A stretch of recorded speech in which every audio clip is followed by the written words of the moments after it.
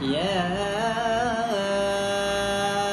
أيها النبي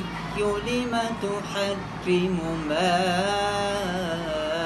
أحل الله لك تبتغي مرضات أزواجك والله غفور رحيم قد فرض الله لكم تحلة أيمانكم والله مولاكم وهو العليم الحكيم وإذ أسر النبي إلى بعض أزواجه حديثا فلما نبأت به وأظهره الله عليه عرف بعضه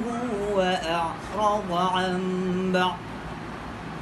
فلما نبأها به قالت من أنباك هذا قال نبأني العليم الخبير صدق الله العظيم.